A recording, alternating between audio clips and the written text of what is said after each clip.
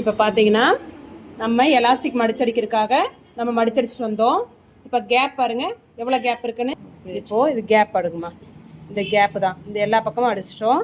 இப்போ ஒரு 1.5 இன்ச்சுக்கு வந்து நம்ம எலாஸ்டிக்காக கேப் விட்டுருக்குறோம். ஓகேங்களா? இப்போ எலாஸ்டிக் வந்து இதுதான் நம்ம எலாஸ்டிக்கு.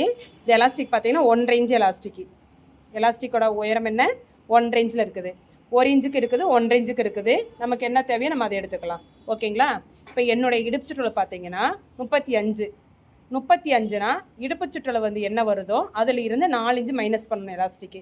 அப்போ என்னுடைய இடுப்பு வந்து 35னா 4 இன்ச்சு மைனஸ் பண்ண எவ்வளவு? 31. இப்போ இது வந்து 31 இன்ச்சு எடுத்துக்கூட ப்ளஸ் வந்து 1 இன்ச்சு தையலுக்காக. அப்போ 32 இன்ச்சு இருக்கான்னு பாருடா அந்த எலாஸ்டிக்கில். 32. இந்த 32ஓட கட் பண்ணிடுடாமா, மீதியை கட் பண்ணிடுங்க. 1 மீட்டர் எலாஸ்டிக் வாங்கிட்டு வந்திருக்கிறோம்.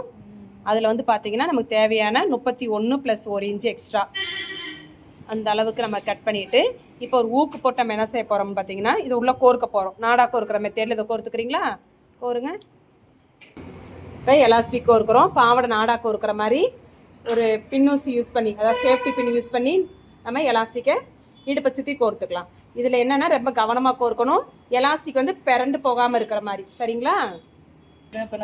இப்போ பார்த்தீங்கன்னா எலாஸ்டிக் வந்து நம்ம கோர்த்து எடுத்துட்டோம். கோர்த்ததுக்கப்புறம் நீங்கள் என்ன பண்ணணும்னா, அதாவது எலாஸ்டிக் வந்து திரும்பாமல் பார்த்துக்கணும். ஒரே மாதிரி வர மாதிரி பார்த்துக்கோங்க. பார்த்துட்டு எலாஸ்டிக்கை கரெக்டாக 1 இன்ச்சுக்கு ஒன்று மேலே ஒன்று வைக்கணும். எப்படி வைக்கணும்? ஒன்று மேலே ஒன்று வச்சு காட்டுங்க. கரெக்டாக 1 இன்ச்சு தான் நம்ம எக்ஸ்ட்ரா விட்டோம். அதனால் அந்த 1 இன்ச்சுக்கு மட்டும் ஒன்று மேலே ஒன்று வச்சு பாக்ஸ் மாதிரி தையல் போடுங்கடாமா. ஸ்கொயர் மாதிரி அடிக்கணும்டா. ஸ்கொயர் மாதிரி அடித்து நடுவில் ஒரு இன்ட்டு போட்டுருங்க. ஸ்ட்ராங்காக இருக்கும். இந்த மாதிரி நம்ம எலாஸ்டிக்கை ஜாயின் பண்ணிக்கணும்டா. இப்போ ஜாயின் பண்ணதுக்கப்புறம் ஃபுல் எலாஸ்டிக் உள்ளே விட்டுட்டு ஒரு 1.5 இன்ச்சு கேப் விட்டுருந்தோம்லடா கோர்க்கறதுக்காக, அதையும் நம்ம ஸ்டிச்சிங் பண்ணிக்கலாம். எடுத்து விட்டு கேப்புக்குள்ளே எடுத்து விட்டுட்டு இந்த சுருக்கம் பூரா ஒரே பக்கமாக நிற்கும்டா. இந்த சுருக்கத்தை பூரா நம்ம இடுப்பை சுற்றி நம்ம என்ன செய்யணும்னா இழுத்து விடணும். ஓகேங்களா? இப்போ அந்த 1.5 இன்ச்சு கேப் விட்டதை தைக்க போகிறோம்.